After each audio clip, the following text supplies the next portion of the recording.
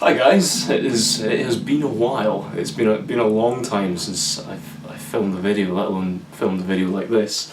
Basically I saw a lot of comments, particularly on one of my videos, asking about what scales and things that I tend to use. It was the video where I was playing this guitar and I was wearing fake tattoos because I'm cool like that. Or at least I thought I looked really cool, that I have to film myself playing guitar. But that video, and I got quite a few comments asking about what scales and things that I use in my playing. So, you know, I feel just reeling off, you know, even when I reply in the comments, just reeling off what scales I use isn't hugely helpful. So I figured I'd film this. I might make it a short series where I just sort of discuss elements of my playing, and you know, I'll touch, you know, a lot of it will be on scales, but sometimes I might just mention sort of licks and things like that as well. We'll see how it goes. So I figured that the first thing I would focus on is the myxolydian modes, because I use the myxolydian quite a lot in my playing, at least a part of it. I don't tend to just drill through the whole scale. Pardon me. But I'll play through the scale just so you can hear it, but you'll see later what I mean when I approach it in a different way. Like, I don't just, as I say, drill through it, this sort of 3-note per string shape, but this is what it looks and sounds like.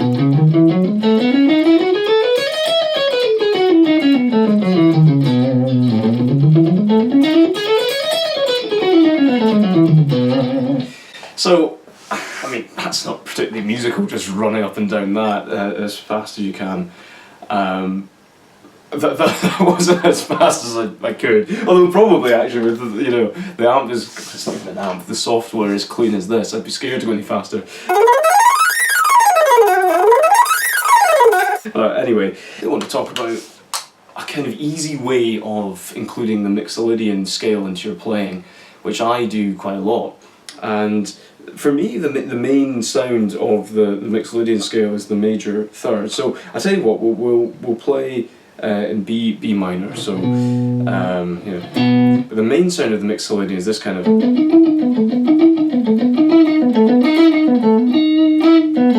Just that sound. If you just bear that sound in mind, but it's basically the relationship there that you've got the major third and the minor seventh, which has got an interesting sound together. But my way of including the myxolydian in a sort of easy way, without learning the whole scale or anything like that, I say my way, but I've definitely taken this from someone. I didn't come up with this myself, but it's the way I kind of work through it in my head. Is to take your pentatonic scale, so in B minor, and replace every minor third with a major third, so you get.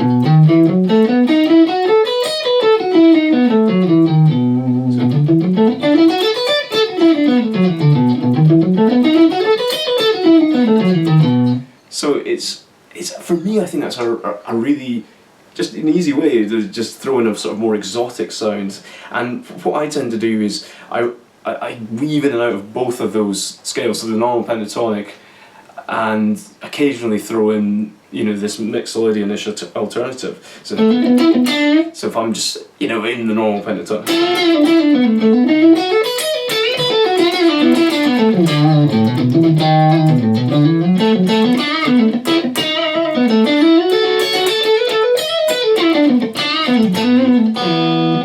Oh, out of tune.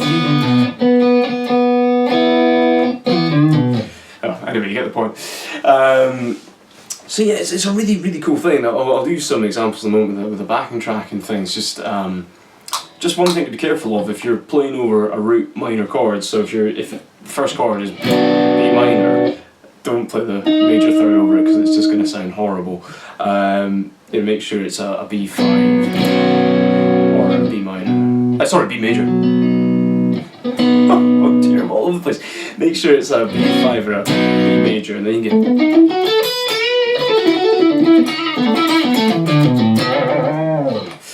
You know, so have fun, play with that idea. I'll you know, as I said, I'll do some examples. I've got I can't find the original backing track, which is really annoying, but I made a backing track for a big guitar solo I was going to put into Grand Designs 2, and it didn't fit in anywhere in the song, which was a real shame because I really liked it.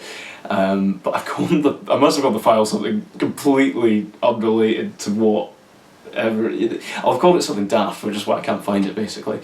So I'm just going to play over the original thing and a few distorted examples, so you can kind of hear the idea a bit more. But it's definitely it's a really cool thing.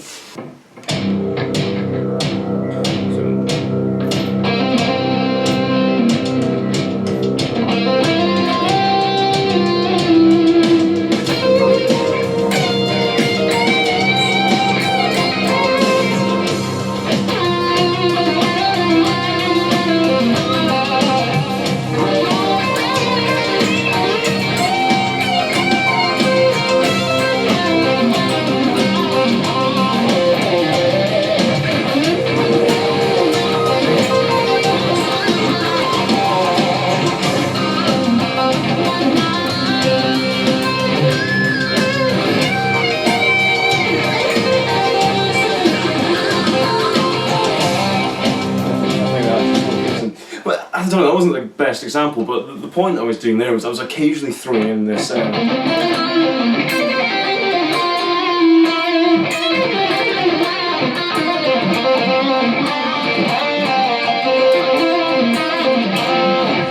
it's very subtle, it's not a big...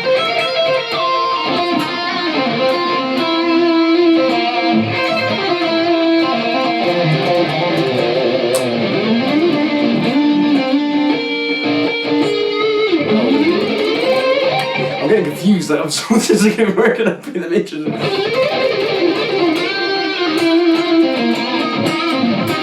So it's absolutely worth playing around with that concept, you know, if you've got your pentatonic.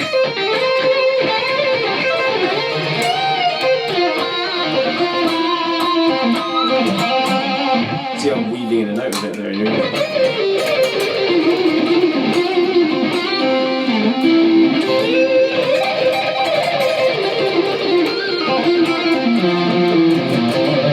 I don't know, whatever. But you can get some really cool stuff in there, and it has a really nice flavour, I think, as well.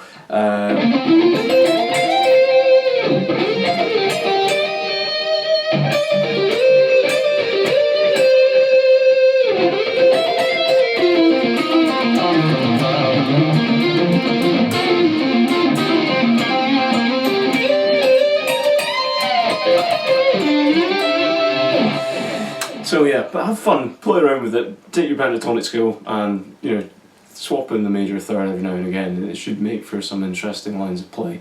Oh dear.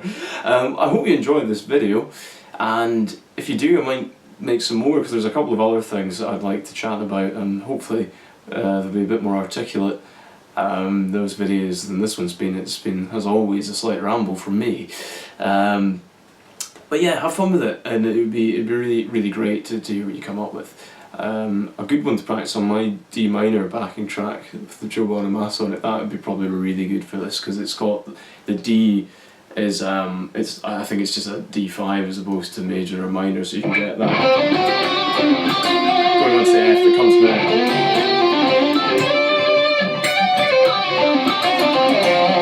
See, like there, I'm going weaving, you know, in and out again.